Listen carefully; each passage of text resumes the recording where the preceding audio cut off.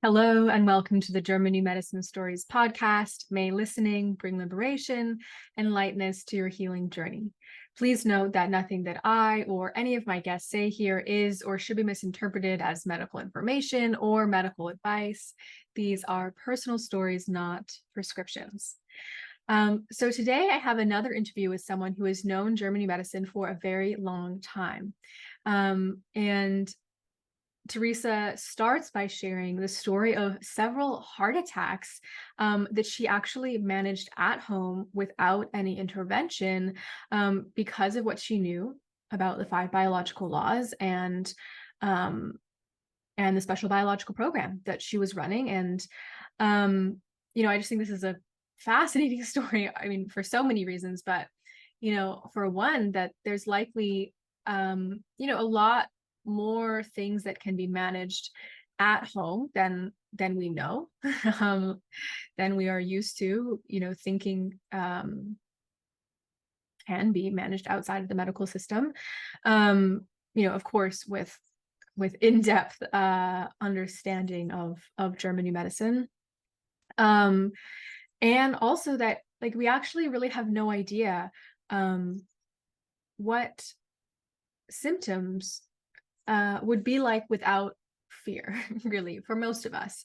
And that, perhaps how much safer the healing process, the healing phase of our special biological programs can be without the fear. Like we don't really understand, as a culture at this point in time, like how much fear adds to the pain, to the intensity, and to the threat of a really serious healing phase.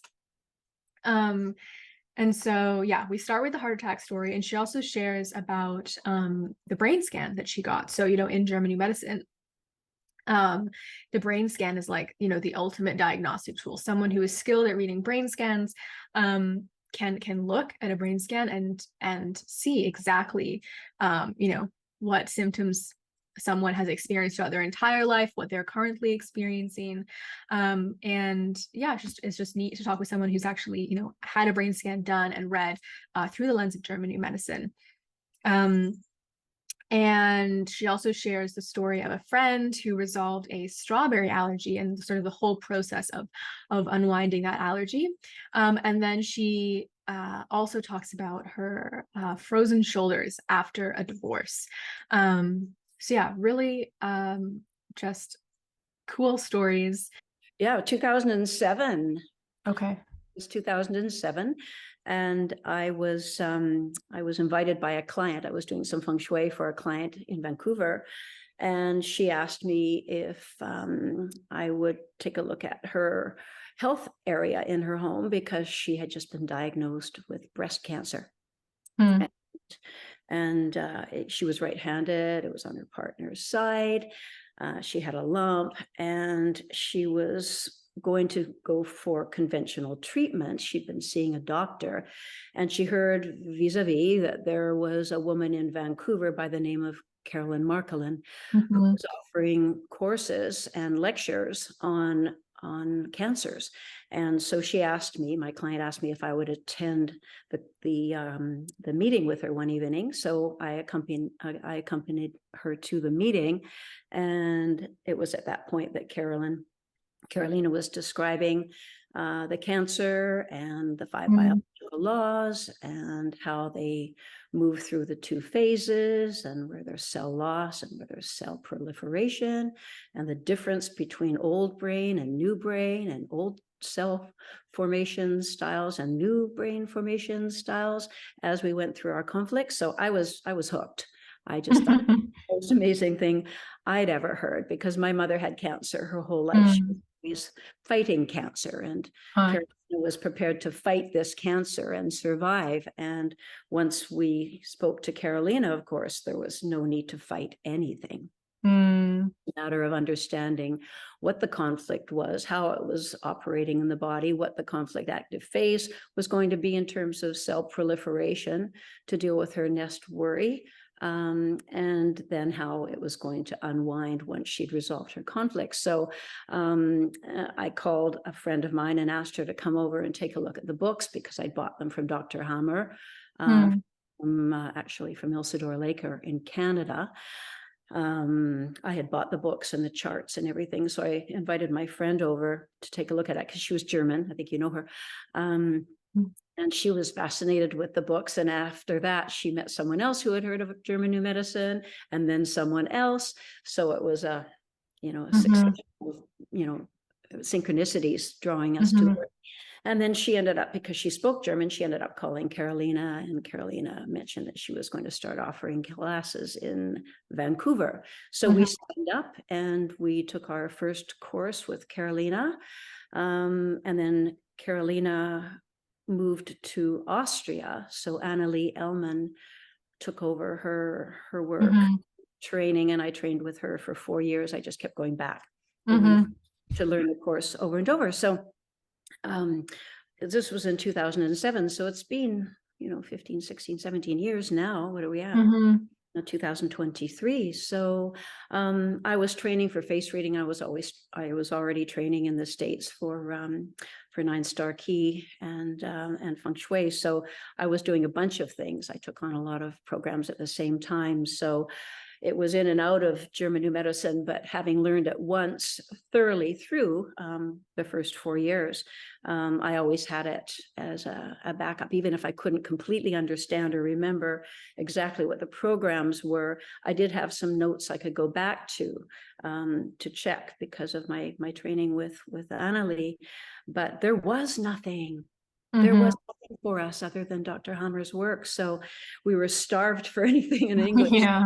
When Carolina finally went back to Austria and put her amazing website together, learningjournal.com, we suddenly had a resource that we could reference if anyone had a question. So you don't have to remember everything. You cannot.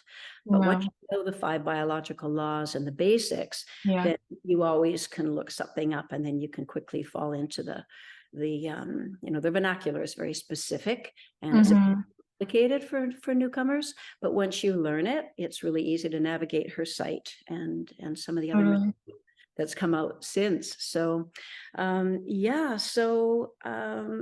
was my introduction to German New Medicine, and I've been hooked since. It hasn't been easy. I have a lot of friends who are conventional doctors and lawyers and institutionally trained intellectuals and professionals. So it's a real hard sell for people like that to completely flip their brain around. Luckily, I had no business that I had to maintain, because it wasn't anything contentious in my industry where I worked. So it was much easier for me to absorb the work and then use it. Whereas a lot of my friends and peers really struggled with it, as much as it seemed to make sense in many cases. They just couldn't get flipped the 180 degrees that you need to know that there's nothing wrong with you. You're just conflict active. You've had a DHS and you're going to resolve it, and then go through the healing, which is often uncomfortable. So it's been great. Speaking of uncomfortable, maybe we could start with the first story, which is a big one. Like, heart attacks is a very scary thing for pretty much everybody. Yeah, it can be. It sounds like you've had multiple. I've had about 4, yes. So and maybe more, because sometimes they're so slight, and they're usually when you're in a vagatonic or deep sleep or relaxed state, that the resolution goes into healing. So most people don't even notice they have a heart attack, because they're often in the dead of sleep. I mean, I had one where I sort of woke up and felt something, but it was over before I knew it. So it's not as dramatic as the conventional medicine will make it out to be. So in my case, my first major one, the one that I really noticed, I'd had a couple where I woke up in the night with cramping and, maybe some tightness in my jaw. I just breathe. Once we study German new medicine, we suspect if we do feel any cramping, it's a good idea to get some ice or put an ice pack on your right temporal lobe, just in case it is a coronary artery, because the brain edema, if it's intense, can be very strong and can be quite dangerous. You can die. So it's always good to have ice packs on hand. But I really hadn't ever bothered with them until this particular one, and I wasn't sure what kind of a heart attack I was having. Did you think you were having heart attacks? Like when you woke up in the night, were you aware that that was what was happening, and it was just you understood the biological program, so you were at peace? Yeah, absolutely. So I just have a sip of water, maybe cough a bit, because sometimes with a myocardial, there's a little bit of a lung edema as well. It affects the lungs, your breathing.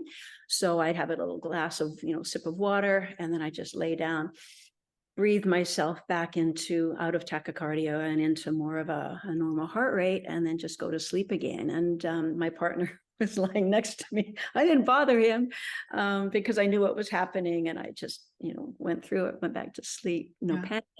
So So extraordinary. the beauty of this work is that you just don't panic. So especially with a heart attack, because there's so much, material out there that says you should, high blood pressure and what else do they say? Cholesterol. These are myths, but they say that high blood pressure and cholesterol do contribute to heart attacks. They don't. They might attend the event, but they don't cause them. So. And did you know right away what the conflict had been? Like what the DHS was? Yes, what I do now is I have a journal, and I've given them out to my friends who study GNM as well.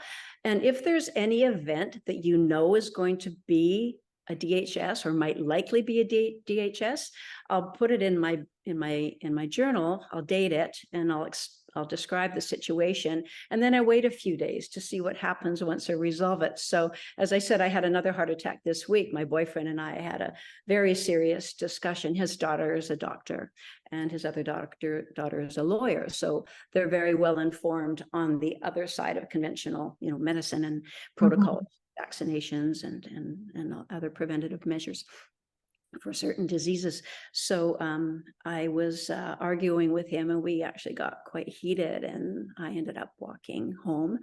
And it was a couple of days before we reconciled. And then when we reconciled, I woke up in the night having another heart attack.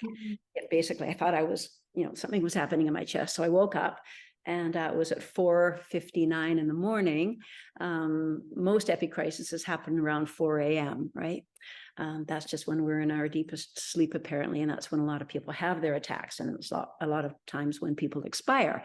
So I didn't. I just woke up, checked the clock. It was 4:59. Took a sip of water, went back to sleep, and went, well, that was a short, quick little myocardial program I just ran. And it was left, right? Because you can tell the difference between a left and right by the symptoms prior to and after. So that gets complicated. We don't need to get into that, but I can tell which one I'm having. And when I was, I think in 2019, my partner was very, very strong male personality and an expert on everything, and didn't have much patience for German new medicine.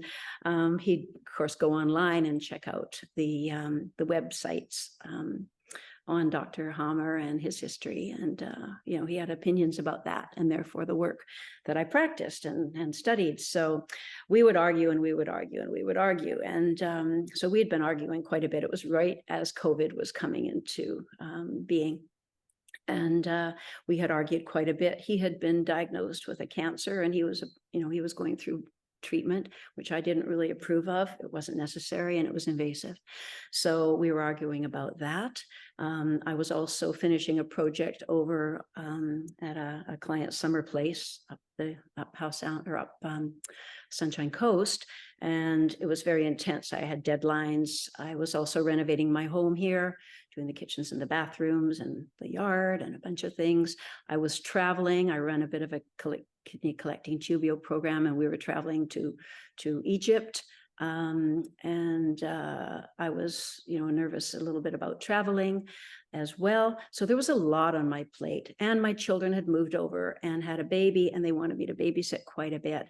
And I was running all day long, really at a gallop, 24/7. And, I'm in my mid-60s. So this was a lot for me. I used to be able to do pretty much anything, multitask and do pretty much anything and all kinds of things at once. Not so much these days. So Mhm. I found And my, can you speak to what the conflict is, and then people will kind of understand? yeah, the conflict is completely overwhelmed. And I had probably 4 completely overwhelmed situations, which were all compounding right at that time, right within that week. And so I did resolve all of the conflicts. I finished with the legal procedure. I finished with the construction project and the install at the job I was doing on the island. And I resolved the conflict with my boyfriend. We did make up and agreed to disagree and just not talk about things. My kids, I said, I'm a granny, not a nanny. So we had a little bit of a rest on that. And so I was asleep. I woke up and I felt stabbing pain in my heart. I was short of breath. I was cold, chills, sweating. My heart was racing. I got up out of bed. I didn't bother my partner. I went downstairs to the kitchen, down the stairs, walked across the floor, pulled the ice out of the fridge, the ice pack out of the fridge. And then I walked over to the sink to turn on the water, and I dropped to the floor. I completely collapsed because in a left myocardial, which pumps blood to the extremities, when it collapses, which it does, a myocardial program is run by 2 things. It's run by the heart muscle itself, which has been ulcerating and weakening, and it's also run by the motor cortex, which is the charge that keeps the heart going. So both things basically collapsed on me, and I dropped to the floor, hit my head on the side of the dishwasher handle, and my partner came running downstairs because he heard the crash, and at that point I was just coming to, so I probably had only been out a minute or 2, and then I was fine. So I went to bed and I put ice on my right, just in case there was another heart attack of some kind resolving, just to be sure the edema was not going to be extreme there, and went back to sleep. Got up the next day, went about my business, went into Vancouver, celebrated my birthday, had a massage with my sister, got on a plane and went to Palm Springs. And when I got down there, I was suddenly just wobbly. I didn't know. I never feel poorly. I don't get really sick, and I've never felt poorly, but I had this weird wobble thing going on. So I went to Eisenhower Hospital, and because I'd never had any preconditions, I was good to fly. There was no charge. I had travel insurance, and there was no cost to me. So $42,000 later, I had every test, including a CAT scan. I said, can I have one of those? Because I never had one before. And it was amazing because they said, there's nothing wrong with you. There's nothing, your heart's perfect, your lungs are perfect, your blood's perfect, everything's perfect. And it had been about a week since I'd had my heart attack. So none of the enzymes were there, none of the blood levels were showing anything. I was completely back to normal. And I had every test imaginable at one of the best hospitals in the US examine me. So I had a clean bill of health, which was comforting. And I got a CAT scan, which I ended up sending to a guy in Austria who read it. And can you speak to that? Because we actually haven't talked yet on the podcast about sort of brain scans and right. Okay. Yeah. So when Dr. Hammer began his work, he started doing brain scans, and the brain scan shows all the different parts of the brain, all the different relays of the brain in the different sections of the brain, which relate to different conflicts. And some areas of the brain will have cell plus, proliferation of cells in the conflict active phase. And then when you resolve, those break down. Other ones will have ulceration of the cells in the conflict active phase. And then when you resolve the conflict, they rebuild and refill and replenish and make you stronger in the end. That's the biological purpose. And then there's the diencephalon, which runs functional change. So you might have diabetes, or you might have paralysis or something, which is a functional change. in the way that organ will function, but there's not a cell change. There's not a cell loss or a cell proliferation at all. It's just functional.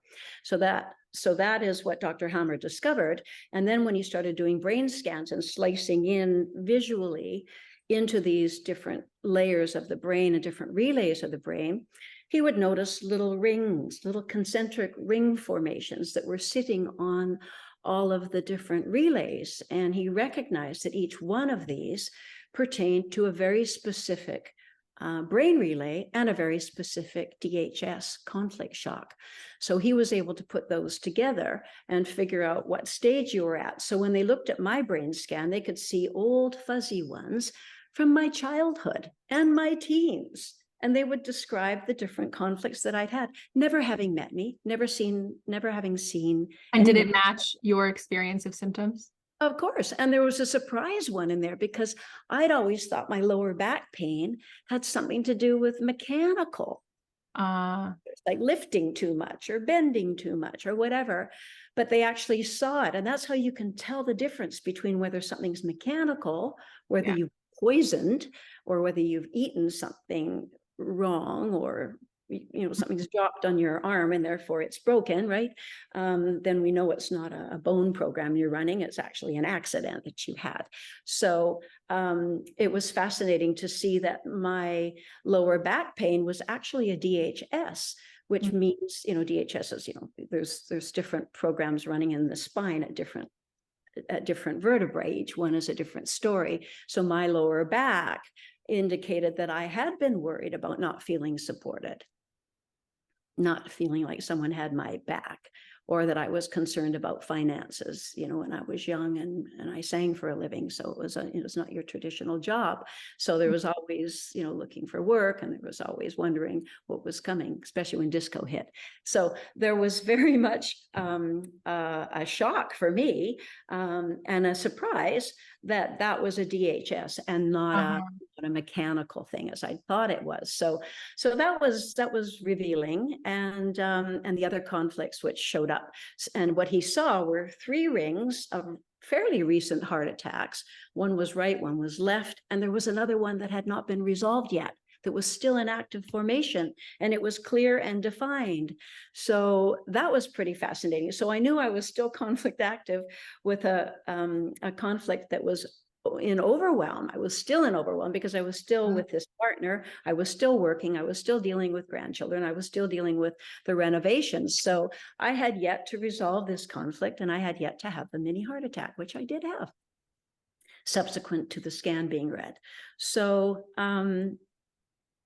if anyone can ever get a brain scan without the dye, right, without the contrast dye can be damaging and hard on your body. But if you can get a brain scan without a contrast dye and see exactly which conflicts you've had, my boyfriend's doctor, Dr. Daughter said to me, she looked up Dr. Hammer's words. She said, "Tell me about the Hammer foci." And I said, she said, "Is that nonsense or what?" She said, "Is that artifact or what?" Because that's what they were suspecting when they interviewed Dr. Hammer. And I said, "No." She said, "How do you know?" I said, "Because I've had a brain scan." And I said, the brain scan listed all the things that I'd had from the time I was small until current time. And she just looked at me. So she has a minor degree in virology. So we have differing opinions, and our conversations are light. But yeah.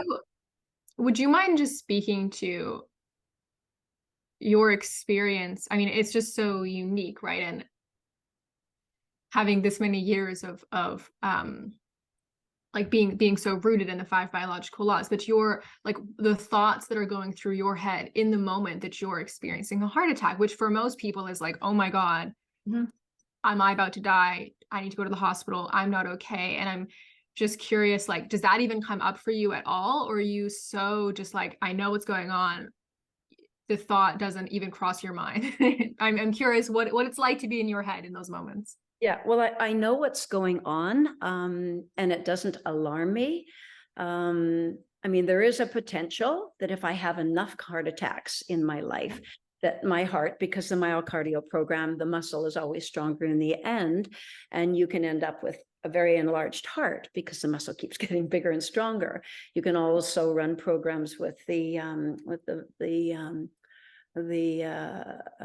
what's it called, the valve, in that as the muscles are growing, the valve could become misshapen and then start to leak, in which case valve replacements are required.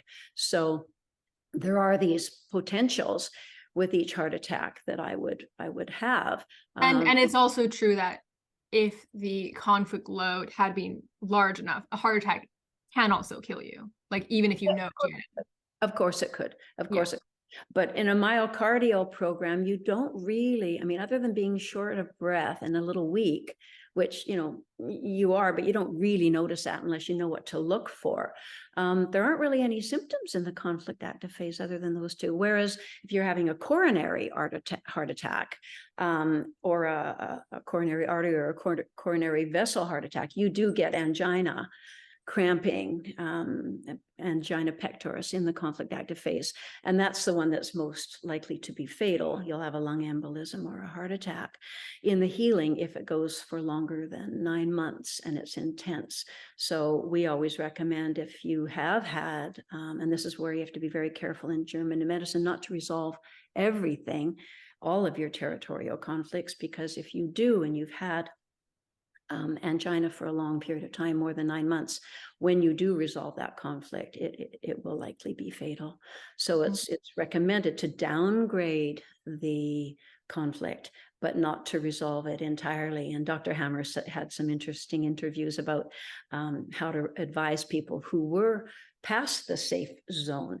Now, over time, and if you're constellated, this gets complicated, but the load will fall off. It halves, it reduces by half every 10 years if you're in constellation. But then if you resolve one of those conflicts, you could actually have a heart attack again. So you have to be quite careful, and you need an expert to help you navigate if you've had angina for 9 months or longer. But aside from that, a one-off heart attack, you know, in a myocardial, not successive ones, but a one-off one is usually, you know, helping to make the muscle stronger in the end to help you cope with future overwhelms, future situations that are overwhelming. And so the biological purpose, which is a happy ending, is to give you a stronger heart. Congratulations. So providing you don't have relapses and recurrences. So I moved to Vancouver Island. I left my busy life in West Vancouver and a lot of situations there that were demanding. And I live a fairly relaxing life here now, doing the things I love. So pressure's off. And chances are, unless I get myself riled up again, you know, talking about GNM with people who don't appreciate the wisdom of it, or aren't ready for it yet, or are just learning it, I have to watch my response to them. I can change. I'm guessing, can you notice now when you get in that state of overwhelm? Like, do you notice the repeating thoughts? And oh yeah, yes, because I can feel my heart muscle and my lungs tightening up with the scare fright, because I also run a lung program, bronchial mucosa program, quite a bit. I have since I was small.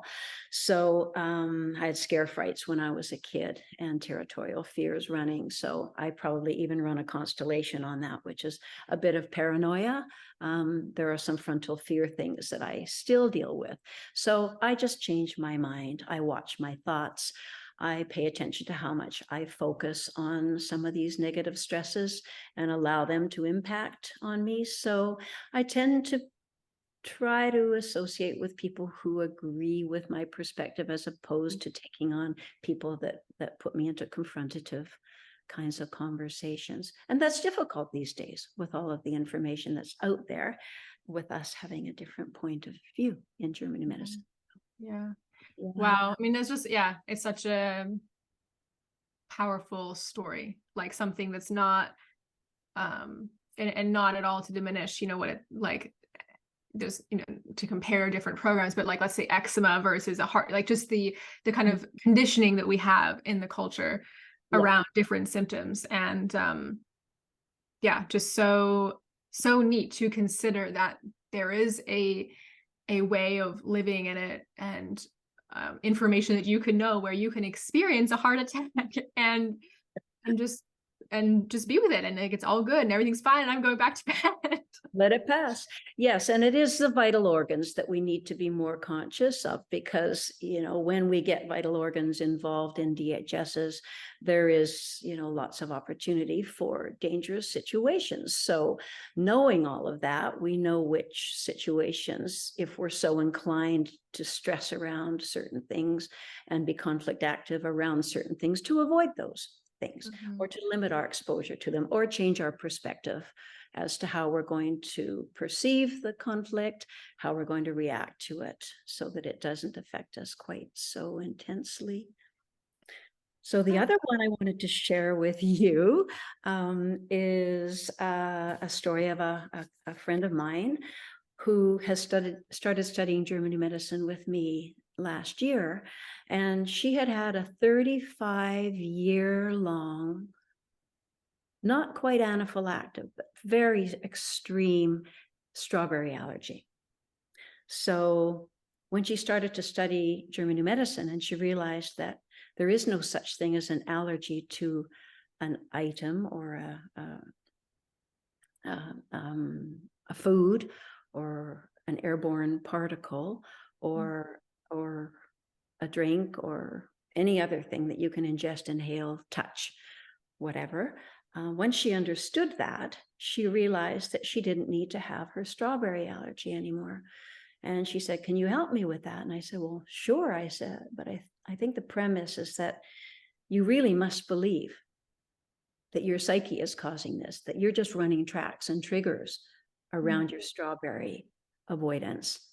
And if you believe that you can't have an allergy to strawberries, then you won't."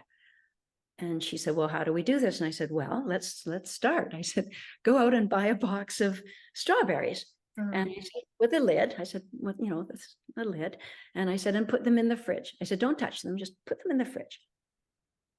And I said, "Open the fridge door and look at them and say to them, 'Strawberries, thank you very much for the warning all these years.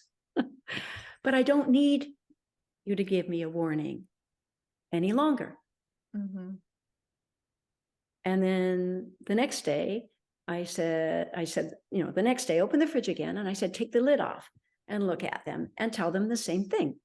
And then the next day, open the fridge, take them out, take the lid off, pick one up, put it back in, put it in the fridge. And then the next day, pick it up, sniff it. The next day, pick it up, lick it. The next day, pick it up, bite it, spit it out. The next day, bite it, sit it in your mouth for a while.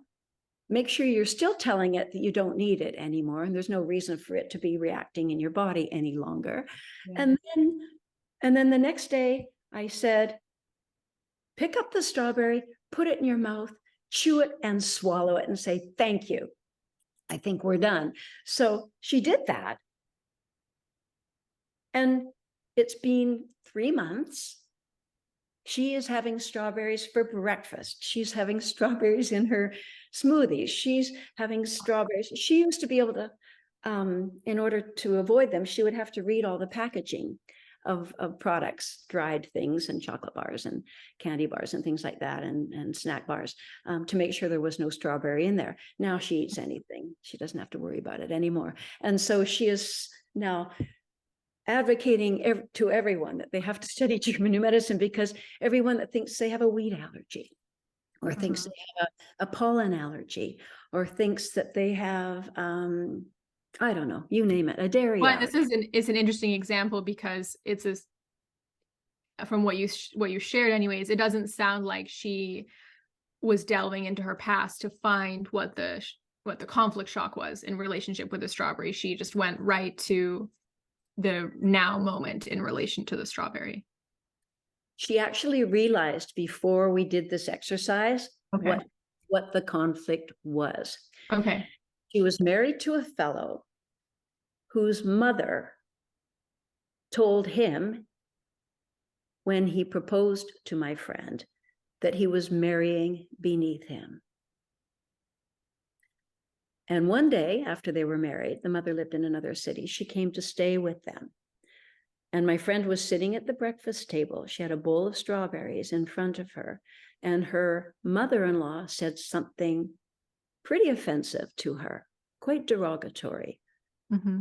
And from that moment forth, she couldn't abide having a strawberry. Right, because the brain associated that now as like a warning system. That's right. Yeah, there's a little almond-shaped organ in the back of the brainstem called the amygdala, and it records through all of your 5 senses everything and anything, any sound, any visual, any smell, anything kinesthetic, anything you're touching. It records everything that was in the room the moment of your DHS, of your trauma, so that in the future, if any of those smells, sounds, tastes, foods are present, an alarm goes off and you'll have a reaction to that food. And once you resolve that in your psyche, then you are no longer prone to that reaction, and you're free of the allergy. So the allergy is really just a warning. Oh my gosh, the last time you ate a strawberry, there was something horrible happening. It's like a truck on the road coming towards you. It's a warning signal. It's an alarm. So once she realized that her mother-in-law was the conflict, and she realized that her mother-in-law is now passed away and she's not married to the man. So you realize that it can't get you anymore and it can't affect you anymore, then your psyche is prepared to deal with the resolution and the elimination of the allergy. So it was fantastic for her. She's not only because she can now eat strawberries because she always liked them, but because this was such a succinct story, such a succinct example of what the psyche can do for you. Totally. Oh, cool. Thank you for sharing that one. And then you had mentioned one more about frozen shoulders.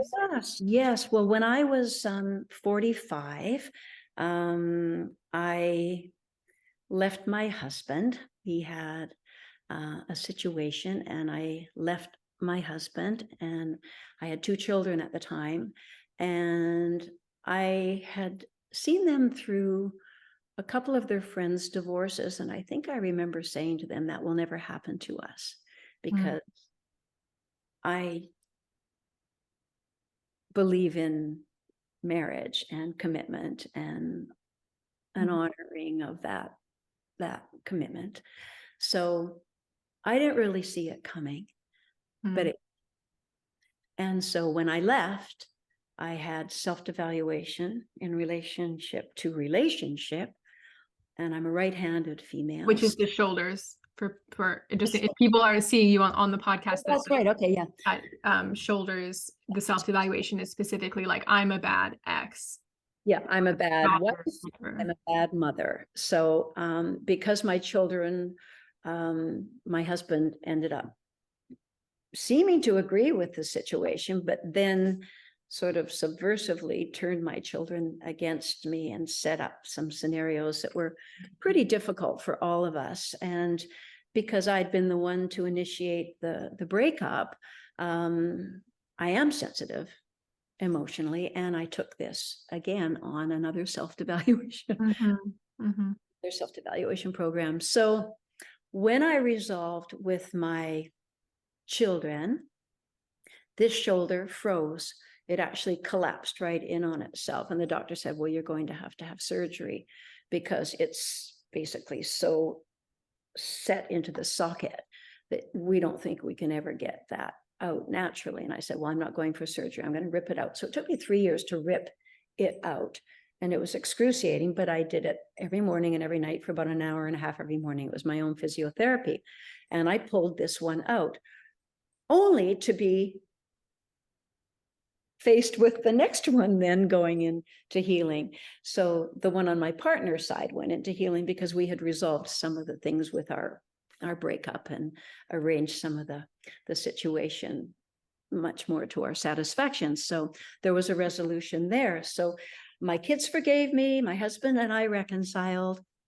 Life went on, but of course, the healing program, we know it's cell ulceration in the conflict active phase, and healing, filling, and replenishing in the healing phase. So stronger in the end, but I had to pull that shoulder out again. So this was 3 years. That was 3 years. It was excruciating. But when I went to my physiotherapist, he called in his partner and said, "Oh my gosh, look, she's done this actually on her own. Very painful, but it can be done." A lot of people opt for surgery, but then you lose your range of motion, and I didn't want that.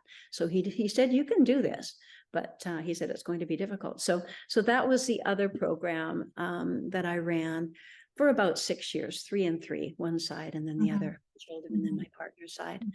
So And it's just such a different thing, like when you know why it's happening, and why this one at this time and why the other one at this time, and like you understood the biological programs and the resolution, and like I think you have such a different relationship to the symptom when it doesn't feel like totally random. Yeah. And knowing whether you're left or right-handed. And I was actually conflicted as to whether I was right or left-handed, because we had been taught that whichever hand comes up on top when you clap is your dominant hand. And I just left it at that. I hadn't done some of the other tests. And so, later on, I decided I would use the nail file test. So when you pick up a nail file and you start to file, which one are you holding it in? That's probably your dominant hand. And then when you go to file the other hand, when you hold it like when I hold it in my left hand and I start to file, I don't file with my left hand. I just hold it still and I move my right hand into the left hand, which is stationary. So there are some other ways of telling whether you're left or right-handed. But once you get into temporal lobe programs and constellations and things, and we start looking at constellations and resolving the different conflicts as things go left and right on the temporal lobe, it's really important to know your gender, your laterality, and your hormone status. So knowing whether you're left or right-handed is pretty important when you're looking at breast cancers and you have 2 organs, or you have a right myocardial or a left myocardial. Of course, I ran a left myocardial, and because I'm right-handed, and because there was 180 degree twist in the heart's valves when it made room for the lungs in our development. And this is the way we evolve. It's an evolutionary thing. So once those 2 heart valves twist, that means that my partner side is not on my right for a right-handed female. My partner side is on my left.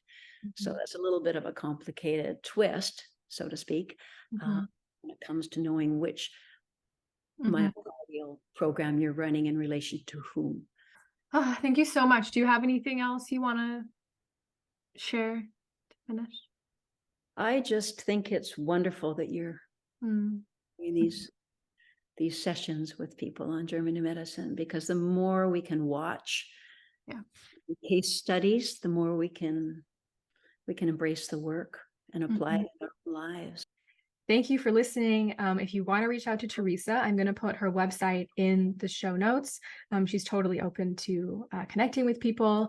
And as always, you can reach out to me at Freya Kellett on Instagram, and you can join my email list by the link in the show notes.